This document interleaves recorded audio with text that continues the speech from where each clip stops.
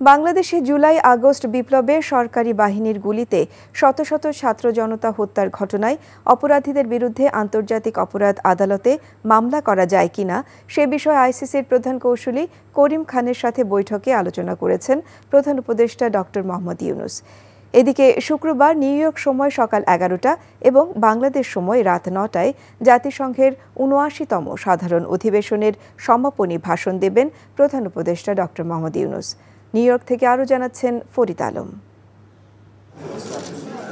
অন্তর্বর্তী সরকারের প্রধান উপদেষ্টা ডক্টর মোহাম্মদ ইউনূস জাতিসংঘ অধিবেশনের তৃতীয় দিনে যুক্তরাষ্ট্রের পররাষ্ট্রমন্ত্রী অ্যান্থনি ব্লিংকেন, নেদারল্যান্ডের প্রধানমন্ত্রী, জাতিসংঘ মহাসচিব, ইইউ এর প্রেসিডেন্ট সহ আরও অনেকের সাথে বৈঠক করেছেন।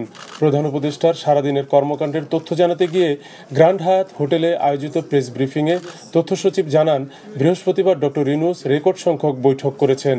এর মধ্যে আন্তর্জাতিক অপরাধ ট্রাইব্যুনালের প্রধান কৌঁসুলি করিম খানের সাথে অনুষ্ঠিত বৈঠকে জুলাই আগস্ট হত্যাকাণ্ড নিয়ে আলোচনা হয়। অ্যান্টোনিও গুতেরেসের সাথে ওনার একটা মিটিং হয়েছে, ইউরোপিয়ান ইউনিয়নের প্রেসিডেন্ট উর্সুলা ফন ডার লিয়েনের সাথে মিটিং হয়েছে, নতুন ডাচ প্রাইম মিনিস্টার তার সাথে মিটিং হয়েছে। জুলাই অগাস্টে যে গণহত্যা হয়েছে, যেভাবে বাচ্চা বাচ্চা ছেলেদেরকে মারা হয়েছে, সাধারণ গার্মেন্টস ওয়ার্কারদের মারা হয়েছে, নিরস্ত্র লোককে মারা হয়েছে, এটা এক ধরনের ক্রাইমস এগেন্স্ট হিউম্যানিটি। তো এই ক্রাইমস এগেন্স্ট হিউম্যানিটি আইসিসিতে প্রফেসর ইউনূস জিজ্ঞেস করেছেন যে এটা লসুট করা যায় কিনা, কিভাবে এটা করা যায়। অন্যদিকে বুধবার জাতিসংঘে অনুষ্ঠিত ক্লিন্টন গ্লোবাল ইনিশিয়েটিভের অনুষ্ঠানে পুরো আন্দোলনটি ছিল প্ল্যান মাফিক। ডক্টর ইউনূসের এই বক্তব্যের ব্যাখ্যা দেন শফিকুল আলম। আন্দোলনটা কিন্তু খুব স্তরে স্তরে হচ্ছে, 57-58 জনকে কোঅর্ডিনেটর যে রাখা, কারণটা কি? কারণটা হচ্ছে যে ওকে আপনি একে অ্যারেস্ট করলেন, আরেকজন যদি এগিয়ে আসে। যখন লিডিং কোঅর্ডিনেটর 6 জনকে অ্যারেস্ট করলো এই ডিবির হারুন, তখন কি হচ্ছে? অন্যান্যরা লুকিয়ে থেকে তারা আন্দোলনটাকে চালিয়ে নিয়েছে।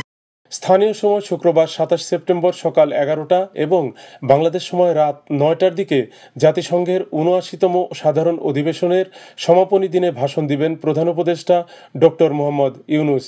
প্রধান উপদেষ্টার সম্ভাব্য বক্তব্য নিয়ে এরই মধ্যে ব্যাপক আগ্রহের সৃষ্টি হয়েছে সর্বমহলে। শুক্রবার রাতেই তার বাংলাদেশের উদ্দেশ্যে যাত্রা করার কথা রয়েছে। Farid Alam, NTV news, new York, যুক্তরাষ্ট্র। I think I'm in love with you. ভালোবাসা কি এভাবেই হয়? ভালোবাসা এমন সব লজিকের ঊর্ধ্বে, জাস্ট ম্যাজিক।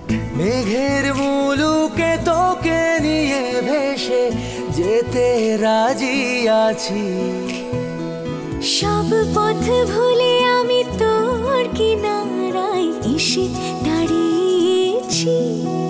অনেককে তুমি এতদিন যেভাবে দেখেছো, এরপর থেকে তুমি সেভাবে পাবে না। তুমি কি আফসোস হওয়ার কথা বলছো বাবা?